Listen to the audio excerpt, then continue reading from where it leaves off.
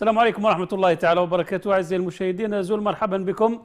أنتم على قناة 22 وتتابعونا بكل حرية. بكل حرية اليوم سوف نتحدث عن تغطية الإعلام الفرنسي وكذلك الجزائري مع ضيفي الكريمين لأحداث غزة الأليمة. سعيد جدا بتواجد الأستاذ المحلل الإعلامي جمال بنا معي في الاستوديو. سينضم إلينا كذلك من الجزائر الإعلامي والناشط السياسي عبد الكريم زغيلش. شكرا لوفائكم لقناتنا.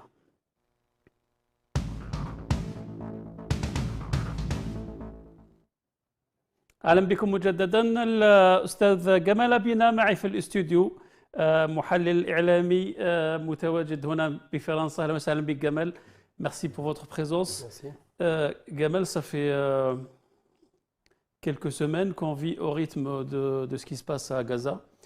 Ces événements tristes et malheureux. 5182 morts du côté palestinien. Est-ce que vous estimez que les médias français couvrent ces événements avec une impartialité digne de ce nom lorsqu'on parle de médias indépendants?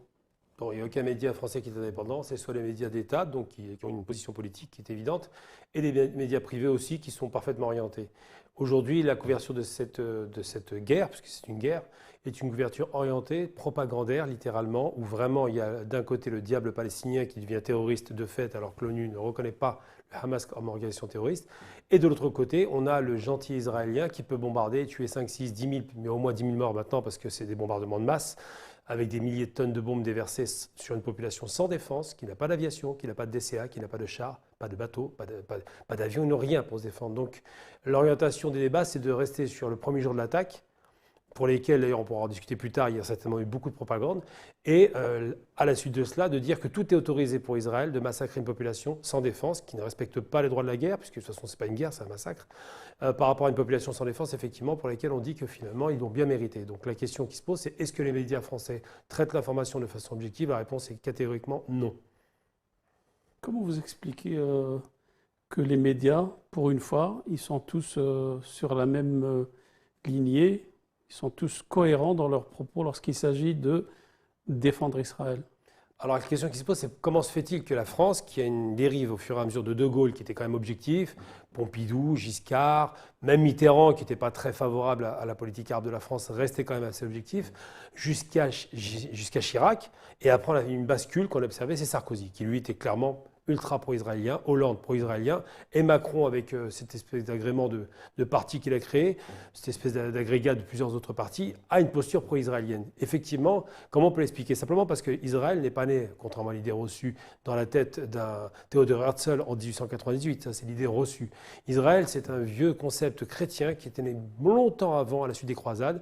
Ils ont perdu 8 croisades, pratiquement 9. Donc ils se sont dit, on va trouver un moyen d'y retourner. Et quel moyen autre que d'utiliser la population juive d'Europe qu'on a martyrisée, à la suite de multiples pogroms, pour contrôler la région. Donc Israël est une fabrication non pas d'un homme, d'un journaliste hongrois qui aurait fait à Bâle un congrès international pour dire que dans 50 ans, il nous faut un foyer national juif. Non pas d'un homme, mais de deux États, la France et l'Angleterre. Les accords Sykes-Picot, qui étaient le découpage du Moyen-Orient, avaient prévu en accord secret la création d'un foyer national juif en Palestine. Donc clairement, le conflit est né en France, à la gare du Nord pour être très précis, et ce conflit qui perdure est maintenu du bout des bras littéralement par la France et l'Angleterre, et les États-Unis maintenant qui se sont ralliés à la cause. Donc clairement, c'est un conflit impérialiste, occidental, pour le contrôle de la région. C'est une région qui est très importante et sur laquelle on a teinté de religiosité pour donner le sentiment que c'est un retour d'un peuple 2000 ans après qui reviendrait chez lui alors que ce sont les Khazars qui n'ont jamais été là-bas. Donc la question qui doit se poser, c'est pourquoi ils sont orientés? Simplement parce qu'ils ont des intérêts géostratégiques dans la région et que tous les Occidentaux, je parle des Français, Anglais, Américains surtout, ont de grands intérêts et font tout pour les préserver bec et ongle.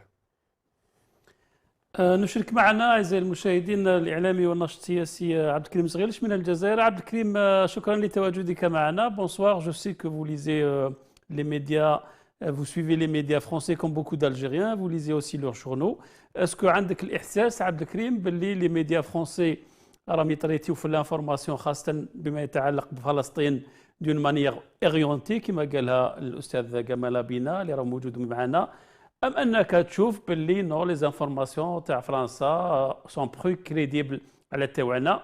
الإعلام الجزائري اللي دار لا اون موحدة اونيفيي بور سوتينير غزة، وجامي هذا الإعلام كان موحد عندما يتعلق الأمر بلي انجستيس كو سوبي لي الجيريان depuis très très longtemps في بلادنا. Bonsoir Mahdi, bonsoir à ton invité, également aux auditeurs de Canal 22. Bon, il faut comprendre que ce que je vais dire moi, c'est moi je ne suis pas immergé dans la société française comme vous deux. Je n'ai pas une perception de la société. Je n'ai qu'une perception sur les médias que je peux voir sur un écran en Algérie. Donc forcément, peut-être la perception ne peut pas être la même ou ne sera pas la même, ou peut-être que nous ne subissons pas les mêmes influences également. Concernant les médias français spécialement, donc il faut déjà savoir de quels médias on parle. Est-ce qu'on est en train de parler des médias de gauche ou des médias de droite, ou les centristes, les républicains? Est-ce qu'on est en train de parler de BFM TV ou donc de France 2? Donc, si on donne, en parlant des médias français, on ne va pas balancer, c'est-à-dire la même analyse pour la totalité de ces médias-là. Ce que moi, je remarque personnellement sur les chaînes de télévision que je regarde, je ne vais pas dire que je regarde la totalité, ou que je suis la totalité des médias français, mais quand même les plus importants, on essaie d'apprendre, d'avoir quand même une petite analyse à travers le regard à eux. Il faut les comprendre quelque part aussi. Les médias français, actuellement, ils sont en train de faire tout ce qu'ils peuvent faire pour dissocier la Palestine du mouvement Hamas. Ça, c'est une réalité. Ça, j'imagine que tout le monde le ressent. On est en train de faire en sorte, on est en train de faire passer à la population française principalement, j'imagine, qu'il y a une différence entre la Palestine et le mouvement Hamas. On est en train de stigmatiser, de qualifier le mouvement Hamas d'absolument tous les maux de cette planète, et on est en train de le transformer en responsable de ce qui s'est passé. Des Palestiniens, Hamas, c'est des Palestiniens, qu'on le veuille ou non, qui sont en train de se défendre à l'intérieur de leur pays, on est en train de les transformer en terroristes. C'est des Palestiniens avant toute chose. J'imagine que, on a tous remarqué ça, que là est le travail qui est en train d'être fait par les médias français. Créer un amalgame entre la Palestine et le mouvement Hamas. Essayer de dire que Hamas ne représente pas les Palestiniens, et c'est ça le travail, pour justifier les représailles sur le mouvement Hamas, qui sont, je le répète, des Palestiniens qui ont fait ce qu'il fallait faire chez eux. Donc l'approche, on remarque également qu'un certain nombre d'invités prestigieux, que des invités français toujours, qui sont, ou d'autres nationalités, qui sont reçus sur les médias français, on leur donne le temps et l'occasion de défendre la cause palestinienne. Ceci est une vérité. On a entendu beaucoup de personnes défendre la cause palestinienne, défendre ce qui se passe en Palestine, ne pas défendre Hamas, bien sûr, parce que si on revient au fond de la chose, tout est fait actuellement dans les médias français pour créer la différence entre le mouvement Hamas et la Palestine elle-même. On défend quelque part les enfants qui sont tués, c'est humain. C'est humain, ça, tout le monde, personne ne va oser, même sur les médias français, dire le contraire, que tuer des enfants, c'est quelque chose de normal. Mais on balance la chose sur le fait que on défend la Palestine, mais on est contre Hamas. Voilà à peu près ce que j'ai pu ressentir. Mais je garde aussi à l'esprit, quand on parle des médias, que ce soit le sujet, c'est les médias français. Il faut savoir de quels médias est-ce qu'on est en train de parler, des médias républicains, des médias de gauche, des médias de droite. Quand je dis des médias de droite, c'est-à-dire les médias proches de la droite, les médias proches de la gauche, et les centristes que je considère être les plus républicains. Parmi les deux, je mets Antenne 2, France 3, les autres, c'est LCI, BFM TV. Donc l'approche est différente sur chaque média. Balancer comme ça que tous les médias français sont pareils, je ne pense pas que ça reflète réellement la réalité. Et ça reste une perception qui vient de l'intérieur de l'Algérie. Nous ne sommes pas émergés dans la société française, nous n'avons pas les mêmes perceptions. Voilà, j'espère que ça répond à la question. Gamal, est-ce que vous estimez qu'on ne peut pas mettre tout le monde dans le même panier? Les médias en général en France, ils sont pro-israéliens. Ils veulent faire comprendre aux téléspectateurs européens et français que finalement le Hamas est une chose et la cause palestinienne en est une autre. Macron, il était aujourd'hui à Tel Aviv, il a continué sur la même politique, c'est-à-dire on défend la Palestine, ils ont le droit à leur terre et à un État indépendant, mais il a maintenu mordicus que le Hamas est une organisation terroriste. Pourquoi les Français et les Occidentaux en général ne veulent pas comprendre que le Hamas, c'est le bras armé d'un peuple qui milite pour son indépendance et sa liberté? Simplement parce qu'ils savent parfaitement que le peuple de Palestine s'est fait voler sa terre. Il faut utiliser les termes. Les Palestiniens sont chez eux. on a tendance à l'oublier. C'est-à-dire que c'est chez eux qu'on vient les tuer. Ce n'est pas eux qui ont envahi la terre de Palestine. On est venu envahir leur terre pour les assassiner. On leur a pris leur terre, on les a torturés, massacrés, concentrés dans un camp immense qu'on appelle Gaza, dont on prétend qu'il serait indépendant alors qu'il est complètement fermé à tout commerce extérieur, qu'ils ne peuvent pas entrer ni sortir sans l'autorisation du maître israélien, entre guillemets. Je dis maître parce que ce ne sont pas des maîtres, ils ont perdu la partie.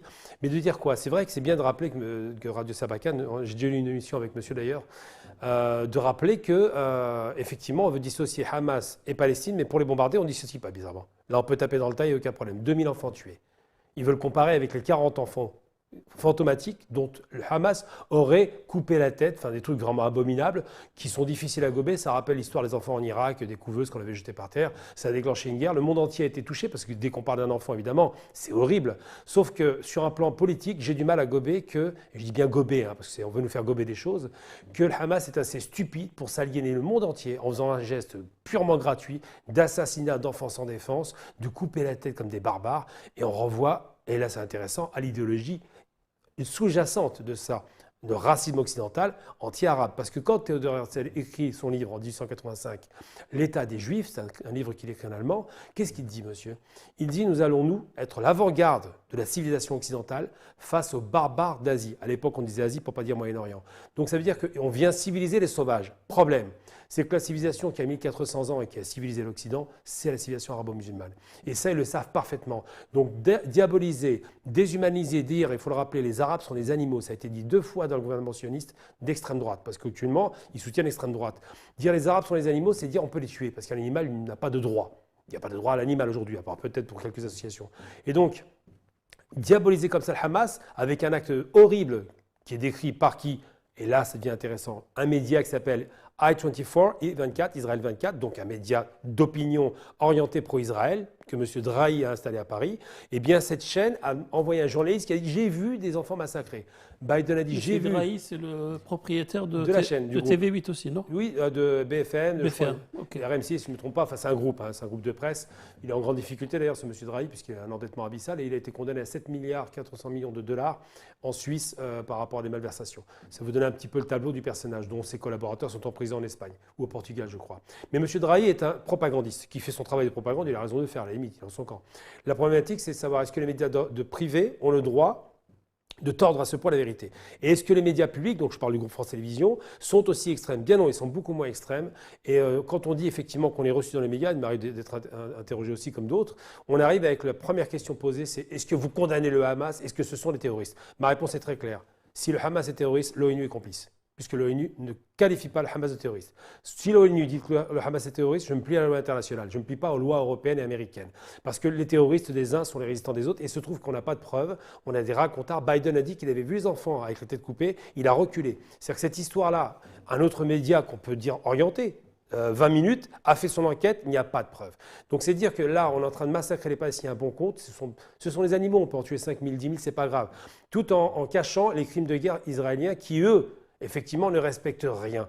Donc il faut se rappeler que le Palestinien a été assassiné chez lui, avec une force d'occupation, et que ça fait qu'aujourd'hui, on a installé un système ignoble, château fort, on leur a coupé l'eau, l'électricité, le gaz, on leur a tout coupé. Et c'est un véritable siège de Moyen-Âge auquel on assiste, où dans quelques semaines, ils vont finir par mourir de soif. Donc c'est ça la réalité du conflit. Abdelkrim Abina a utilisé le terme d'animaux en qualifiant les Arabes. Ce n'est pas lui qui l'a fait, c'est des hauts responsables militaires israéliens et c'est des hauts responsables politiques israéliens aussi qui ont utilisé le même terme. Mais l'Occident et les médias français, les politiques français ne se sont pas insurgés. واحد ما انتفض ضد استعمال هذه الكلمة qui a été utilisée par l'apartheid en Afrique du Sud et par le nazisme du temps de Hitler. Est-ce qu'on est en train d'ouvrir les yeux en Algérie sur Haja Jdida? C'est que les médias français, finalement, ne sont pas différents des nôtres quand il s'agit de défendre leurs intérêts et leurs alliés. Al-Haqiqa, c'est le dernier de leurs soucis. Je pense que ça, c'est tellement clair que nous n'avons même pas besoin d'en parler. J'imagine que chacun essaie de se positionner pour défendre ses intérêts. C'est évident que la société européenne, les sociétés européennes, pas que la société française seulement, se reconnaissent plus dans la société occidentale, plutôt israélienne, que dans la société palestinienne. Un Français se voit dans un Israélien. C'est la même.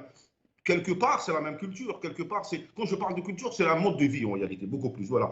Ils se partagent un certain mode de vie. Donc, un Français va se reconnaître civilisationnellement beaucoup plus avec un Israélien qu'avec un Palestinien. Ils ne partagent pas le même mode de vie ni la même culture.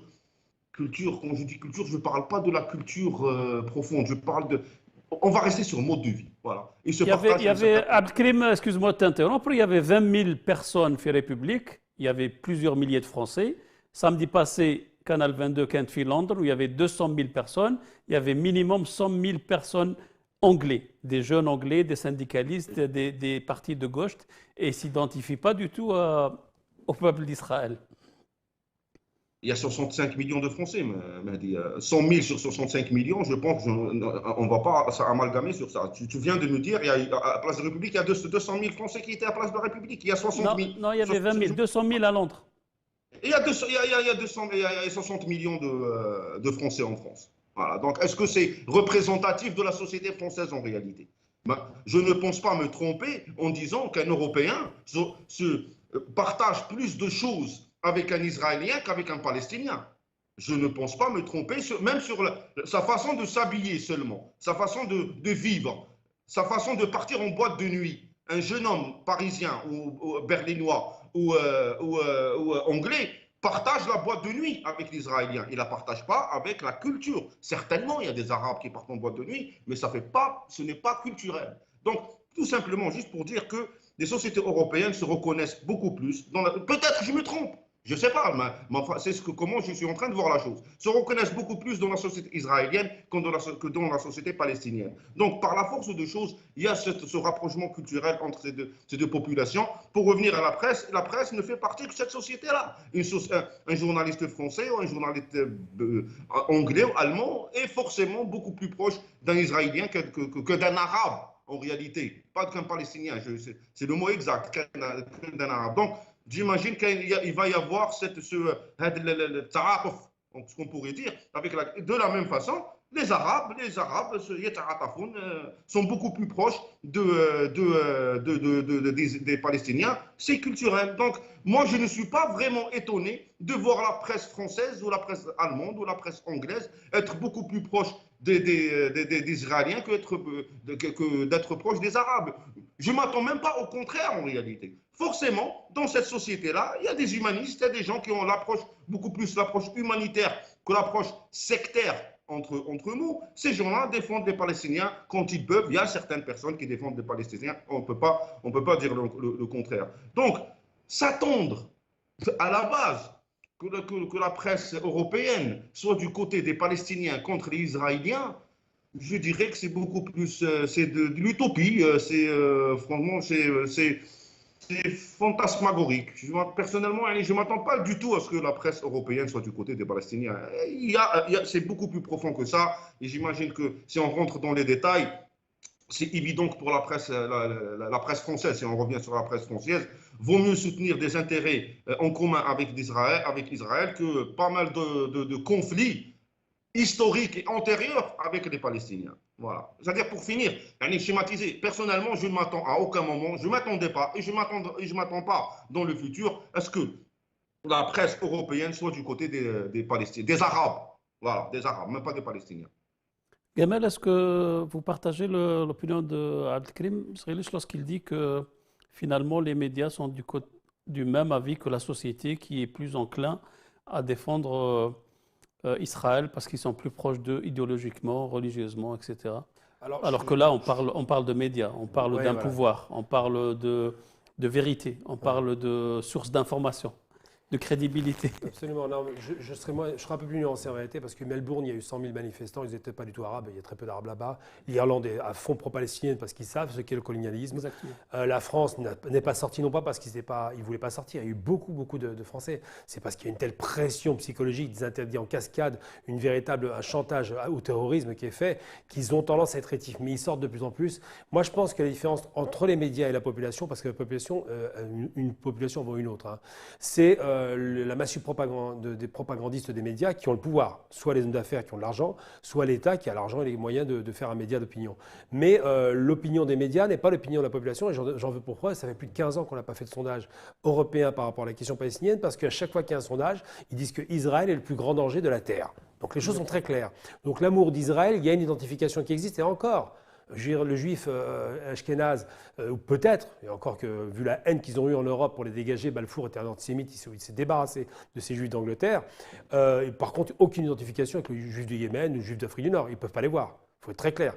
Je veux dire, on ne peut pas s'identifier, je prends une caricature, un juif tunisien par exemple comme Hanouna, il n'est pas aimé. Ce n'est pas quelqu'un qu'on considère comme étant européen. On voit bien qu'il a le morphotype d'un arabe ou d'un maghrébin, et donc il sera considéré comme étant un étranger. Ça, c'est une réalité. Mais c'est vrai que l'identification à Israël, Tel Aviv, qui ressemble à une sorte de New York, ces petits jeunes qui sont habillés à l'européenne et tout, ça donne l'impression que ce sont les Européens. Mais ça ne fonctionne pas. Parce que quoi qu'on en dise, leur super armée, à qui on a donné un petit sobriquet, Tsahal, pour faire sympathique, hein. Donc une armée criminelle, quand elle va tuer des enfants, on les voit les enfants mourir. Quand elle va raser des villes, on dirait Berlin, ou peut-être pas Berlin, je prends l'exemple encore plus parlant, on dirait vraiment les massacres de Varsovie. Quand Hitler massacre Varsovie, il détruit tous les murs.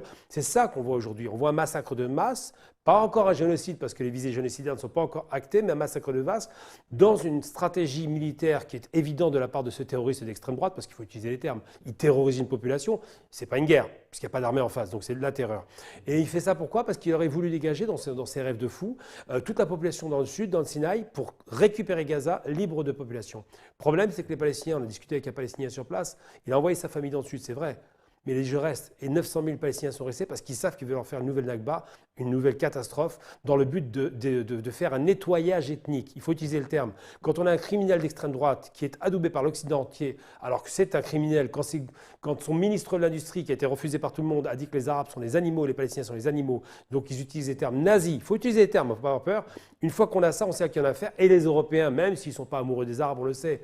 Au bout d'un moment, des enfants qui meurent, des bombardements de masse, des populations, des femmes qui crient, une volonté génocidaire quasiment affichée, pas encore, mais quand même. Là, ça commence à faire résonner le cœur et les manifestations grandissent par millions dans le monde. On n'est plus sur des dizaines de milliers. En France, effectivement, avec cette répression permanente, c'était difficile, mais on a gagné au Conseil d'État. Dieu merci. Maintenant, il faut que tout le monde nous rejoigne. Et c'est vrai que la gauche est plus présente que la droite, parce que la droite, malheureusement, est désincarnée. Il n'y a plus de leaders, il n'y a plus que des suiveurs. Et la droite a un discours d'extrême droite. عبد الكريم ما يحدث في فلسطين nous a ouvert les yeux sur cette réalité تاع الانحياز تاع les médias français et européens حلت لنا عينينا احنا الجزائريين كذلك على تسيير تاع الملف تاع فلسطين باغ تبون كي دي لي ميديا قال لهم قضيه فلسطين خليوها عليا تونس بعثت الاعانات الانسانيه قبل الجزائر ب10 ايام اسكو ما يحدث في فلسطين وفي غزه a mis à nu la gestion catastrophique de la cause palestinienne par Tebboune et compagnie. Bien sûr, c'est évident que, pas que Tebboune, je dirais peut-être la totalité des pays arabes. Tebboune n'est nous sommes, entre parenthèses, qu'un pays parmi tant d'autres pays qui soutiennent Israël. Et l'Algérie, j'imagine, historiquement, a toujours démontré la fameuse phrase d'Alema Omdaloma qui est toujours d'actualité, qui a été dite mais qui est encore très très présente dans la société algérienne jusqu'à maintenant. L'histoire,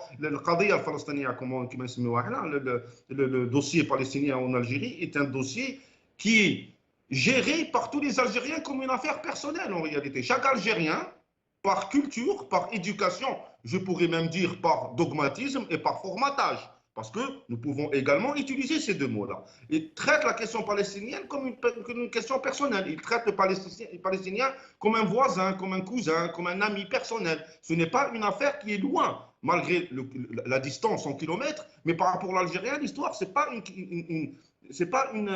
virtuel, ce n'est pas à travers les réseaux ou les médias qui voient ça. L'Algérien vit ça comme un ami, un voisin, un membre de la famille qui est en train de se faire bombarder. Et j'imagine ce qu'on voit, bon, entre parenthèses, sans analyse, hein, le nombre d'Algériens qui se disent prêts à partir directement se battre en Palestine, quelle que soit maintenant la véracité ou la valeur de ces phrases-là, mais quel que soit X, le nombre de personnes qui réagissent comme ça reste quand même assez important. Maintenant, est-ce que Tebboune, c'est-à-dire le président de l'État, entre parenthèses, qui dit, je traduis, laissez l'affaire, qu'il a dit, ça fait très longtemps, ça fait une année, c'était pratiquement une année. Ça tombe, c'est bizarre, ça tombe à une année pratiquement. Hein. Laissez-moi, je peux gérer, grosso modo, la traduction, je peux gérer tout seul l'affaire palestinienne, laissez-moi tout seul. Là. Moi, je vais régler, quelque part, on peut comprendre ça comme ça. Moi, je vais régler tout seul la question palestinienne. Qu'est-ce que tu vas régler, mon ami? Qu'est-ce que tu vas... Il y a certaines réalités. Nous sommes en train de gérer la situation avec sentimentalisme. Je parle des Algériens, nous sommes dans un état nous ne gérons pas, nous ne voyons pas la question palestinienne, je dis dans la majorité de la société, nous ne gérons pas la question palestinienne sereinement. Qu'est-ce que tu vas faire contre un pays qui a 2200 têtes nucléaires? Réellement, reste serein, mon ami. Tu vas partir faire la guerre aux Israéliens? 10 missiles nucléaires suffisent à effacer l'Égypte de la surface de la Terre.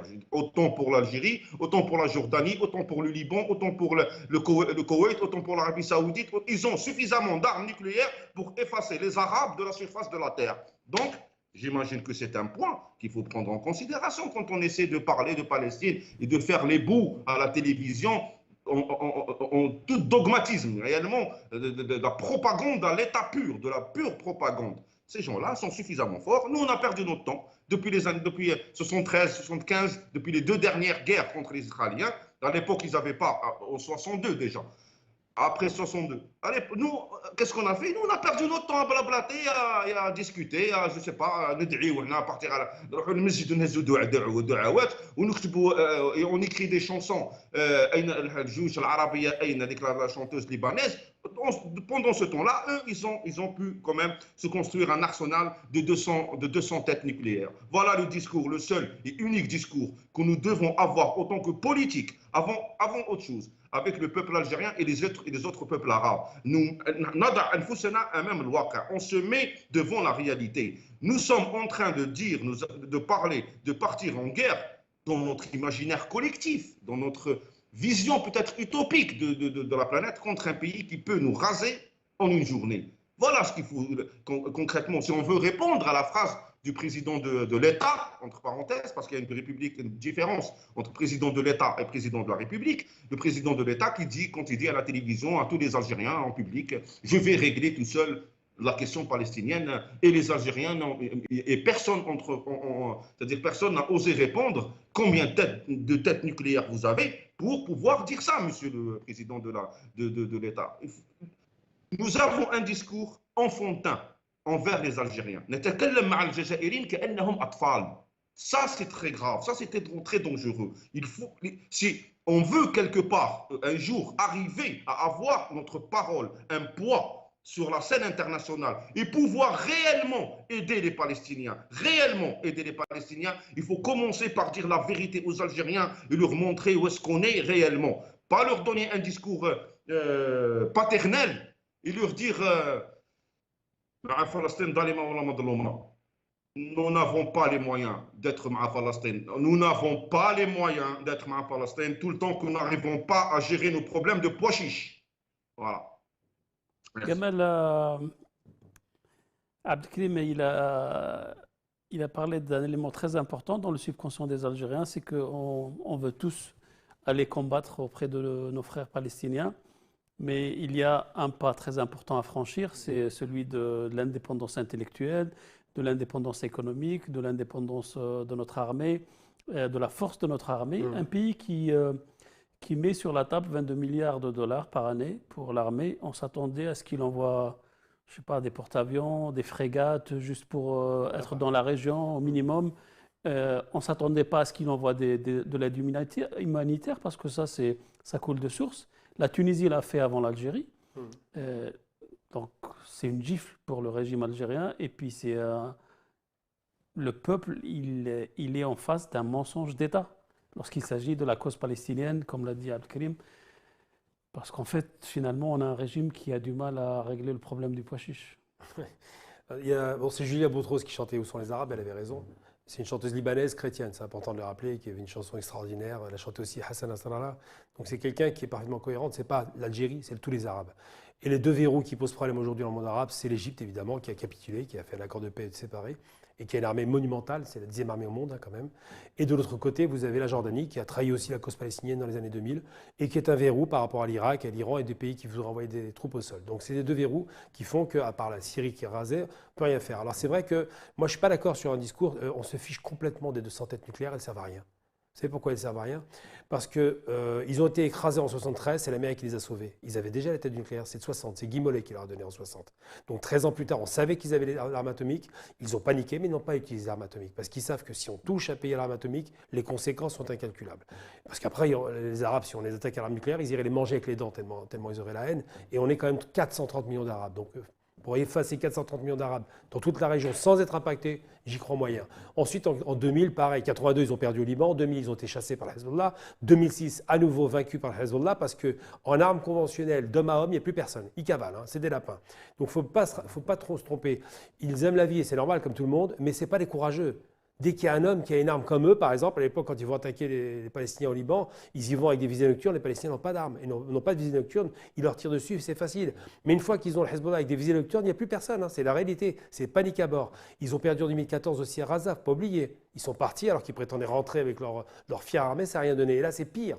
Là, ils ont perdu sur le plan du renseignement, Mossad inexistant, Shin Bet inexistant, sur le plan de la sécurité de leur mur à 3 milliards, ça a été un échec total, avec des types qui sont des fédéines qui n'ont pas d'armes. Hein. Sur le plan de leur super bouclier arrogant, dôme de fer, ce nom ridicule, comme si on pouvait intercepter 1000 missiles en même temps. Ils en ont envoyé 5000, il n'y a plus de dôme de fer.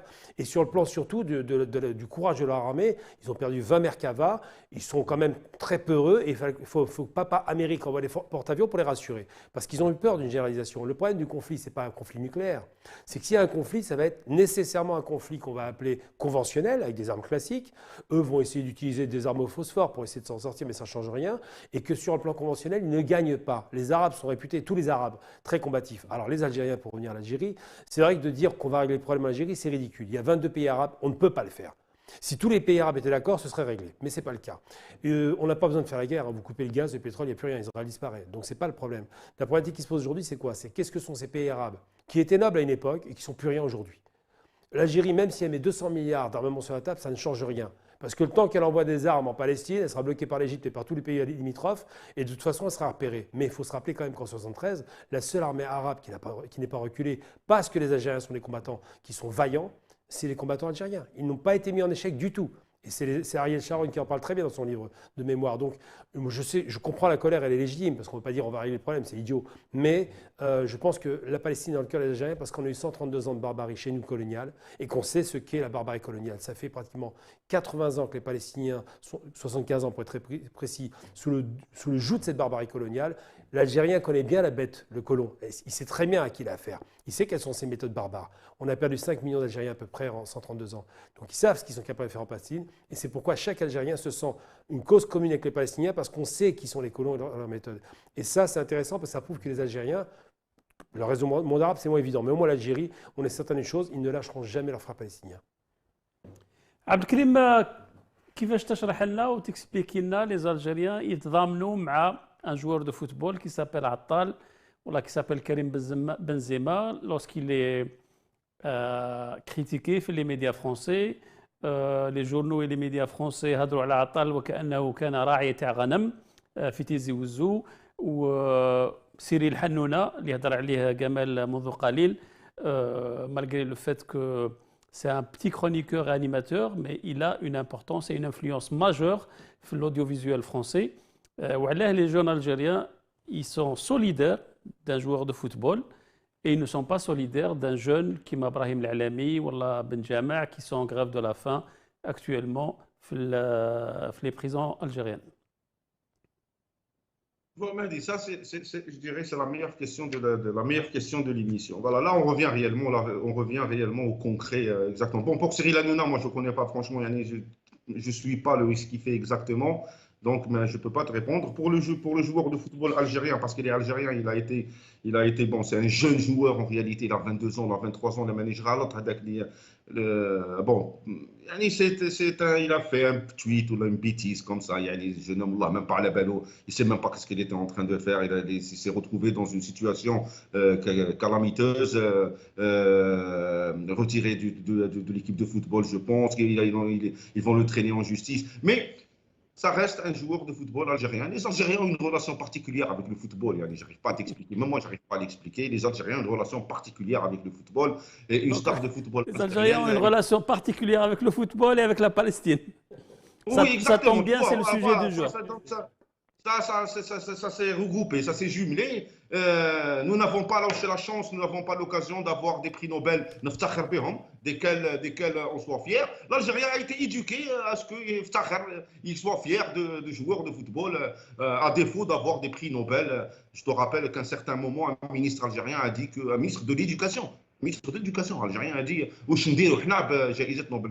nous n'avons pas besoin de prix Nobel en Algérie. وزير التعليم العالي عبد الكريم, pour être plus précis. Exactement à l'époque, oui, exactement. Ouais. C'est beaucoup plus Donc grave. l'Algérien, à défaut d'être fier de prix Nobel, ce nous devrions quand même essayer d'introduire dans la tête des Algériens. Voilà pourquoi on ne peut pas aider. Voilà pourquoi on ne peut pas aider la Palestine concrètement. Parce que nous n'avons pas de prix Nobel, parce que nous n'avons pas de scientifiques, parce que nous n'accordons pas l'importance qu'il faut à la science, à la technologie, au savoir. يوجد رجل في هذا الوطن راجل يعني محترم الجزائريين كامل يحترموه قال لك واحد الوقت قال لك فاتونا بالعلم. Le jour de sa mort, il a dit cette phrase-là. C'est la dernière phrase déjà qu'il a dit avant de mourir. La dernière phrase qui est sortie de sa bouche avant de mourir, jusqu'à maintenant, jusqu'à maintenant, nous n'avons pas encore compris pourquoi nous, Algériens, nous ne pouvons pas aider nos frères palestiniens. C'est pas le courage, c'est pas parce que nous n'avons pas de courage, ou nous n'avons pas de fusil, ou nous n'avons pas de moyens pour partir en Palestine, c'est parce que nous n'avons pas de technologie, nous n'avons pas de savoir, nous n'avons pas de savants en Algérie. Je te parle de Constantine, المدينة اللي يسميوها مدينة العلم والعلماء. أضحك أنا على هذه الكلمة عندما ألتقي quand je rencontre un Constantinois comme moi qui me dit Constantine, la ville des savants et du savoir. Je traduis, ce n'est pas la bonne traduction, ce n'est pas dans le même sens, mais c'est la traduction littéraire, je vais dire. Il est où ce savoir? Ils sont où ces savants? On est content d'avoir des joueurs de football et on en fait des fiertés nationales. On serait beaucoup plus content d'avoir des prix Nobel et en faire des véritables fiertés nationales. C'est comme ça qu'on pourra nous aider nous-mêmes, commencer par nous aider nous-mêmes. Et à travers, sauvons nos enfants. À travers nos enfants, nous allons sauver les enfants de Palestine. Il faut sortir de la rêvasserie, il faut sortir du dogmatisme et de cette relation, la عاطفية اللي عندنا مع الحياة. أريد الذهاب إلى فلسطين لكي أجاهد وأموت شهيد. أريد أن أعمل وأنتج وأكون قوة اقتصادية. Je veux travailler, je ne veux pas partir en Palestine, je ne veux pas envoyer mon fils mourir en Palestine en se battant contre les Israéliens. Je veux que mon fils soit prix Nobel en chimie ou en physique pour me produire, me créer des armes qui me permettent déjà de me défendre contre les Palestiniens, contre les Israéliens plutôt, et soutenir mes amis palestiniens. Voilà la culture que nous devons, nous, notre responsabilité, notre génération, nous avons quand même tous atteint un certain âge, c'est notre responsabilité d'expliquer à la jeunesse algérienne que la solution pour aider la Palestine et nous aider nous-mêmes n'est pas dans la rêvasserie, n'est pas dans le shi'arat, le farira, مع فلسطين ظالمة أو مظلومة, et toi مش قادر على روحك demain matin بعد الشر روحك مش قادر عليها. C'est ça le message, notre responsabilité. Pas en exploitant, c'est-à-dire en tirant les conclusions de ce qu'on voit en Palestine. On peut revenir aux manifestations contre la guerre en Irak en 2003, les manifestations mondiales. Sur le YouTube, tout le monde peut revenir et regarder les manifestations mondiales qu'il y a eu dans tous les pays du monde contre l'invasion de l'Irak. Et on connaît tous l'histoire, comment c'est terminé. Nous sommes en train de revivre. L'histoire est un perpétuel recommencement. Nous sommes en train de revivre la même chose. Ce qui s'est passé en Irak, et après on a vu Saddam qui a خلصت عليه, et après on a tous vu ce que Saddam, Fakhr al-Arab à l'époque, comment ça s'est terminé. C'est ce qu'on est en train de voir maintenant en Palestine. Ce n'est pas, on n'est plus à l'ère d'un certain chauvinisme également. On est en train de nous mentir à nous-mêmes. Nous n'avons pas le droit de mentir à nos enfants. ليس لدينا الحق أن نكذب على أبنائنا ونقول لهم مع فلسطين ظالمة ومظلومة كما يقولوا ننفخوا الشكوى. Comme on dit, c'est un proverbe kabyle, chaoui plutôt, c'est un proverbe chaoui. Shikwa, c'est avec le truc, ils disent le ben, nefrou shikwa. Et après, c'est la cornemuse en réalité. En français, on appelle ça une cornemuse. C'est la même peau. Nous n'avons pas le droit de mentir à nos enfants. Laissez-nous avec Palestine sur le terrain. On est en train de le dire, mais réellement, nous n'avons pas les moyens d'être avec Palestine. Pour être réellement avec Palestine et surtout pour être avec nous-mêmes, nos enfants, c'est le savoir, c'est l'ilm, c'est la technologie. C'est pas le chien de race et partir comme ça, guerroyer. Nous sommes des guerriers, nous allons guerroyer avec des épées et des arcs contre des hélicoptères, des tanks et des missiles. Voilà la réalité. Si nous avons une responsabilité actuellement à notre âge et du vécu historique, nous avons lu, nous sommes informés, nous avons vécu certaines périodes de l'humanité physiquement. La chose qu'il faut faire maintenant, c'est expliquer aux Algériens que la seule manière réellement d'aider l'Algérie et d'aider la Palestine, c'est de travailler son pays. اخدم بلادك وكي تخدم بلادك من بعد خمم في البلدان الأخرين. Gamal Abdelkrim, il est un peu amer, mais il n'est pas très loin de la vérité, parce que lorsqu'on regarde le monde arabe, beaucoup de jeunes sont en prison. Lorsque la population se soulève, elle reçoit la matraque. Et ce que fait Israël, justement, avec les Palestiniens, donc il n'y a aucune nuance. Ne devons-nous pas commencer par nous libérer nous-mêmes avant de parler de la Palestine? Je pense, là, je rejoins totalement ce qui a été dit. La première lutte doit être une lutte intellectuelle, rattraper notre retard technologique qui est réel et indiscutable. La seconde lutte, c'est une lutte effectivement économique, faire en sorte que nos pays soient des pays solides et totalement indépendants, qu'on ne dépende pas des importations, qu'on produise nos richesses parce qu'on a l'énergie pour ça. Et troisième, effectivement, dignité, s'il doit y en avoir une, c'est sécuriser le territoire pour aller aider éventuellement nos frères de Palestine parce que le contraire n'est pas possible. Là, je rejoins totalement. Après, c'est vrai que le rapport de se dire on est moins fan de savants parce qu'il n'y en a pas ou peu, pas d'acteurs, on n'a rien qui brille à l'extérieur, il n'y a que le foot, effectivement, ça pose problème. Et moi, j'ai envie de dire sur la question maintenant, pour revenir des attaques de Benzema ou de Attal, d'abord, ils n'ont rien fait de particulier, hein, mais il y a un règlement de compte on peut appeler ça l'algérianophobie. C'est de la haine anti-algérienne qui est nourrie du passé post-colonial, de la défaite française en Algérie. Et cette obsession d'attaquer les Algériens, c'est toujours la même concible, hein, et vraiment particulière. Benzema, on a osé dire un truc d'une bêtise, mais c'est là où vous voyez un peu les niveaux de médiocrité des intervenants, et particulièrement du ministre de l'Intérieur. Il a osé dire une stupidité, il a dit Benzema serait frère musulman. Quand on a un peu de culture, un minimum syndical, pas beaucoup, juste un tout petit peu, on prend un bouquin d'histoire, on essaie de se renseigner pour savoir ce que sont les frères musulmans, donc fondés par Hassan el-Banna dans les années 30, qui sont un mouvement qui s'inscrit dans la République, qui sont des républicains, qu'on aime ou qu'on n'aime pas, qui participent aux élections partout, que ce soit en Palestine, ça a été le cas avec Raza, ou en Égypte, ou d'autres pays où ils peuvent s'exprimer comme au Yémen. Et surtout, ce sont des gens qui sont arrivés, qui ont fui Nasser, donc le panarabisme, pour aller se réfugier en Arabie dans les années 60 et qui ont été très rapidement mal vu et détesté par l'Arabie parce que le wahhabisme... C'est surtout un mouvement non violent. Mais non violent au départ, légaliste, c'est pour ça que je parle légaliste. Et quand ils vont en Arabie, ils sont détestés parce qu'ils sont républicains. Donc l'Arabie commence à s'inquiéter parce que c'est une monarchie archaïque, et elle les vire. Donc il y a une haine totale entre l'Arabie. D'ailleurs, récemment, ils ont failli détruire le Qatar pour ça, il faut se rappeler. On a échappé à une guerre il y a 5 ans. Absolument. Et un pays, frères musulmans, on peut le dire, qui est la Turquie, les a aidés. Et un autre pays qui était inspiré des frères musulmans de Saïd Qutb, qui les a aidés aussi, c'est l'Iran. Donc ça, quand on connaît un peu la distribution des cartes au Moyen-Orient et qu'on sait que le wahhabisme est totalement réfractaire... La Turquie les a aidés, mais elle leur demande gentiment de quitter les lieux ces 2 dernières années. Oui, bien sûr, mais enfin, ça c'est un autre débat, c'est la question syrienne, on est d'accord.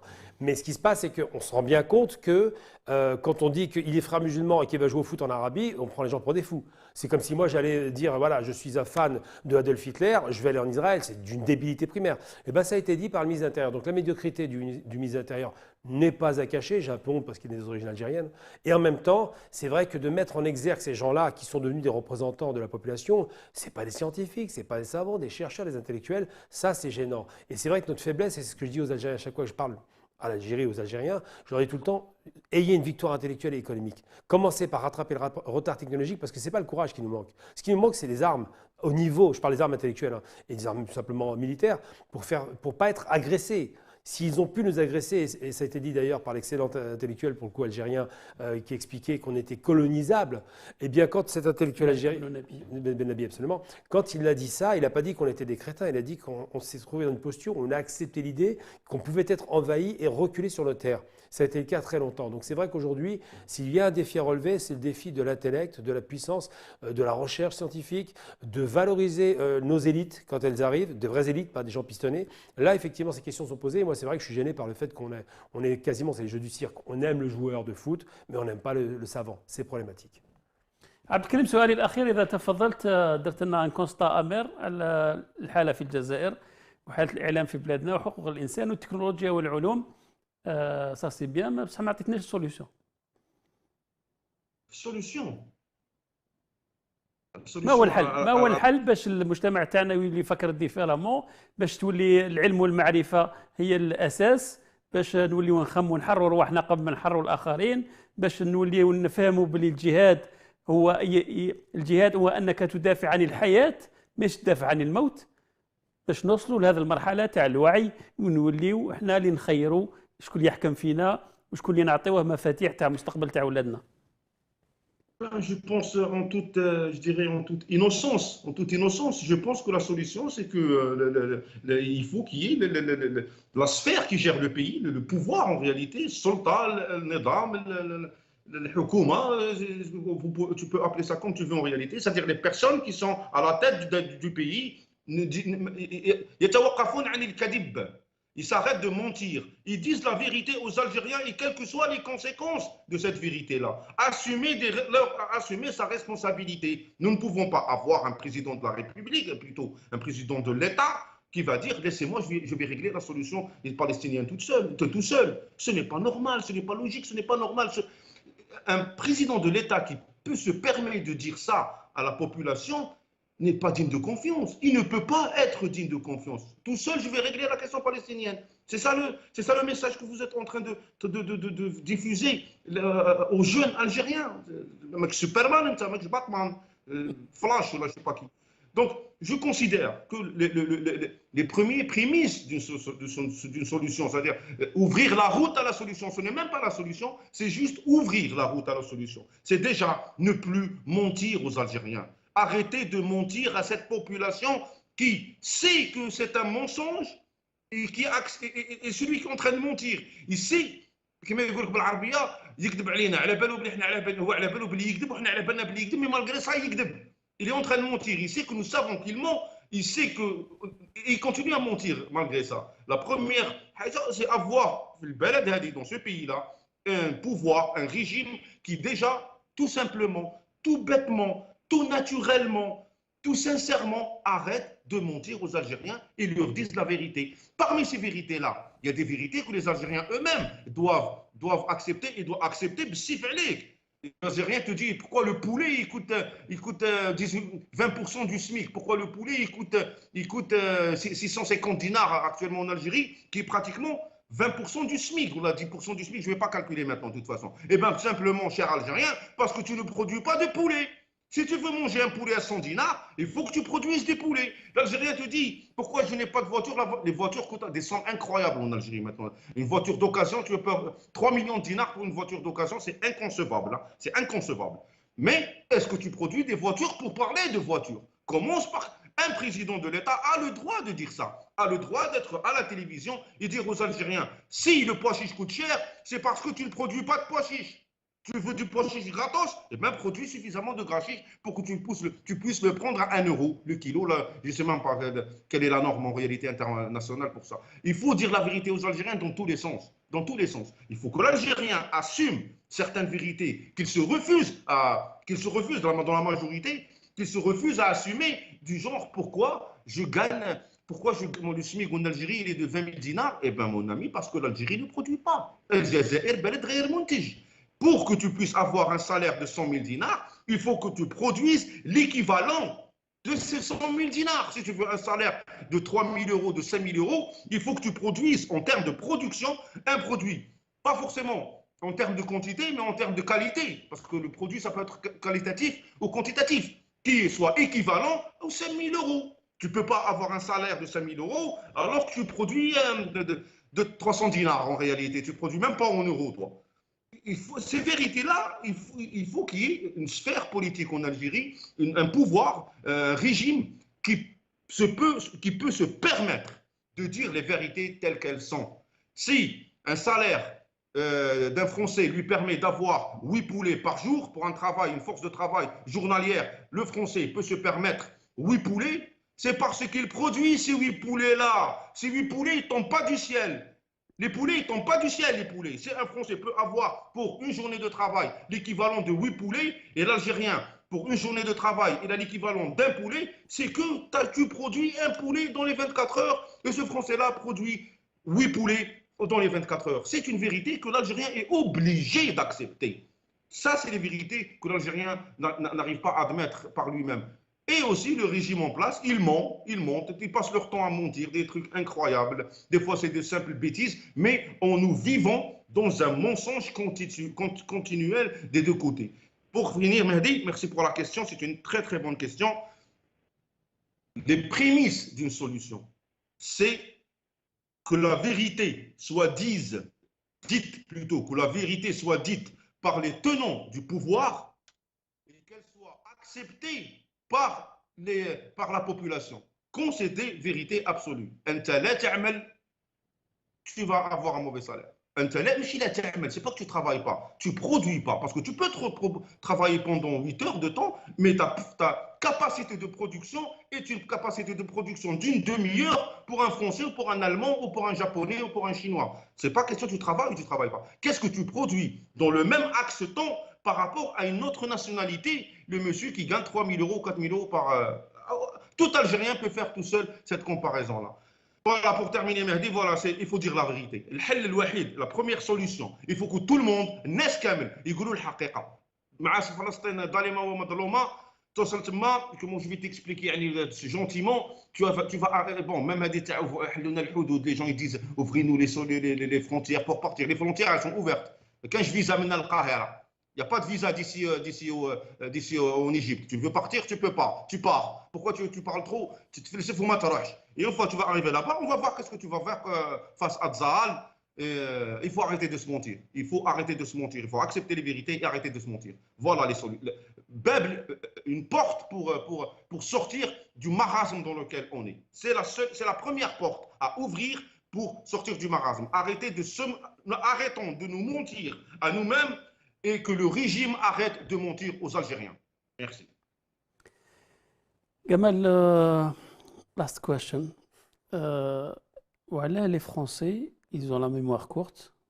Les Juifs étaient un petit peuple. Ils ont été maltraités par le nazisme, persécutés par le régime de Vichy, mis dans des trains, envoyés le Maharaqa. Ils avaient une étoile sur leur veste et leur blouson. Et là, ils font vivre aux Palestiniens la même chose. Pourquoi les médias français ne réalisent-ils pas qu'ils sont du côté du plus fort et pas du plus faible, et ils ne sont pas du côté du plus juste et de la vérité? Il y a une chanson de Hayam, je ne coupe pas le rate, mais ça c'était pas mal comme passage. Il dit que le David est devenu Goliath. Les Français ont un passé sale avec les Juifs qui n'a pas commencé en 40. C'est une idée reçue, c'est pas Pétain, c'était déjà avant.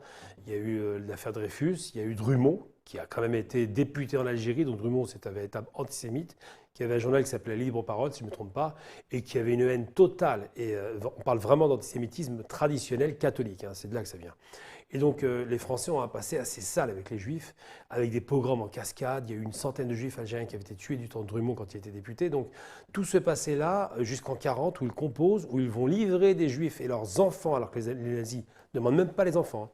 Ils font du zèle, ils donnent les enfants en plus. Ça a choqué les nazis, c'est dire un peu le niveau, avec la milice, avec effectivement le pouvoir de Vichy, et avec cette barbarie qui est exercée sur ce pauvre et malheureux peuple juif, qui à ce moment-là était largement victime, il n'y a pas de problème. Problématique, c'est que à la fois, il y a ce passé sale de la France vichiste, ce passé Drummond, et surtout la responsabilité monumentale de la France par rapport à l'affaire Dreyfus. Pourquoi?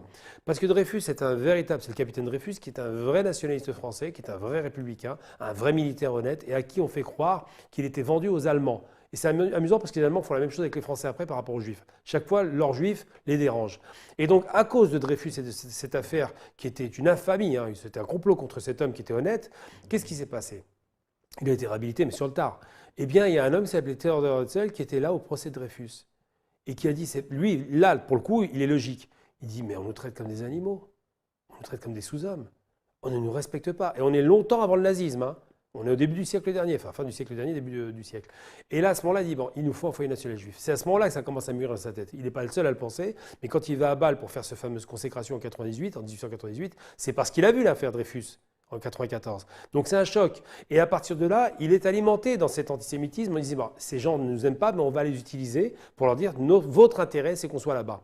C'est comme ça démarre. Alors c'est vrai que quand on se pose la question de cette façon d'orienter les médias français, c'est parce que, évidemment, qu'ils ont un passé à se faire pardonner. Vous allez voir la BBC, par exemple, l'obsession de mettre à l'index, de vous faire de l'inquisition, c'est comme ça que j'ai vécu ça.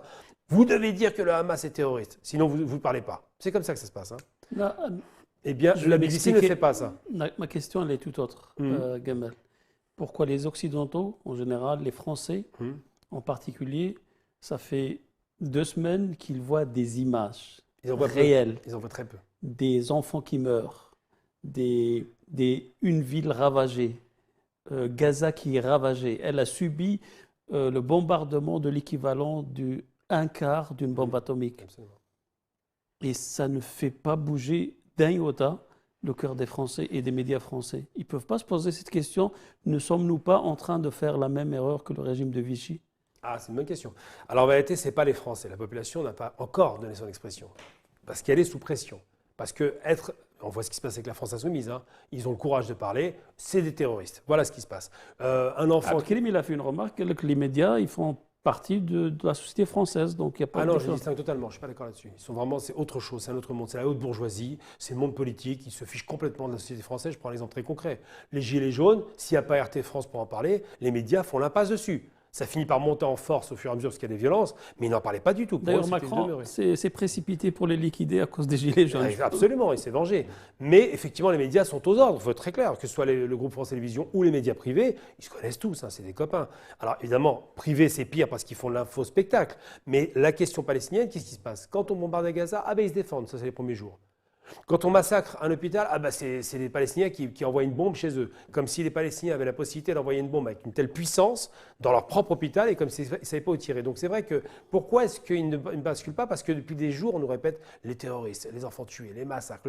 Donc ça tourne, ça tourne, ça tourne. Là aujourd'hui, ils nous ont sorti un nouveau truc. Il y a une femme juive qui aurait été agressée parce qu'on aurait brûlé sa porte. Apparemment, le type qui a fait ça est un déséquilibré mental, psychiatrique, mais c'est quand même de l'antisémitisme. Il faut toujours en rajouter une couche pour faire oublier la barbarie qui est actuellement en jeu. En Palestine actuellement, chez eux, dans leur territoire, les Palestiniens, 2 300 000 Palestiniens subissent un massacre sans précédent dans l'histoire de l'humanité, parce qu'à part peut-être le ghetto de Varsovie, on n'a jamais vu ça. Donc aujourd'hui, les Palestiniens sont massacrés massivement, mais les médias vous donnent combien de minutes? Moi, j'ai vu 1 minute d'image pour 7 minutes de pleurniche côté israélien. Voilà ce qu'on voit. C'est toujours un déséquilibre énorme, parce qu'effectivement, la tentation d'identification à la population juive européenne particulièrement est très forte. Et donc cette identification fait que ça fonctionne. Et je vous donne un dernier exemple qui est assez abject. Vous vous rappelez le jeune Aylan qui est mort sur... Pourquoi est-ce que les Français et les Européens et le monde entier s'identifient à lui occidental, hein? Pourquoi il s'identifie? Vous vous rendez compte? Vous savez pourquoi? C'est parce que lorsqu'il est mort, il était en petit short, c'est un enfant, petite chaussure occidentale, petit t-shirt et la tête tournée de l'autre côté. On ne voyait pas sa tête, on voyait des cheveux raides. Donc ça aurait pu être un de nôtres. L'identification fonctionne. Par contre, côté palestinien, on voit des malheureux sous les décombres, massacrés, détruits, des familles entières, des centaines de familles éliminées. Tout le monde s'en fiche parce que Les médias veillent, mais ça ne durera pas. Parce que le média, il a beau faire ce qu'il veut, ils ont beau faire de la propagande, car on a plein de guerres de propagande, et la propagande dans une guerre, c'est inquiétant, eh bien on se rend bien compte que la question israélienne commence à poser problème et que c'est bien l'extrême droite qui bombarde. Donc ces questions montent, on essaie de faire taire l'opposition à cette guerre, mais elle monte en puissance. Et moi je pense réellement, évidemment en 2003, c'était dit tout à l'heure, on n'a rien pu faire pour l'Irak, mais c'est 5 millions d'Anglais européens, 5 millions d'Anglais qui étaient dans la rue contre cette guerre. C'était la plus forte mobilisation depuis la Seconde Guerre mondiale. Donc il faut toujours se tenir compte du fait que les peuples, même si on essaie de les endormir, ne sont pas dupes. Aujourd'hui, les images, elles circulent sur Internet et tous ceux qui veulent les voient. Ce n'est pas compliqué à voir. Kamal Abina, merci beaucoup pour vos analyses. Abdelkrim Zghel Chamil, merci d'être avec nous à partir de Constantine, Madinatul Ilm wal Ulama. شكرا لكم أعزائي المشاهدين على حسن الإصغاء والمتابعة. Merci beaucoup. Bonsoir. شكرا. أمان الله.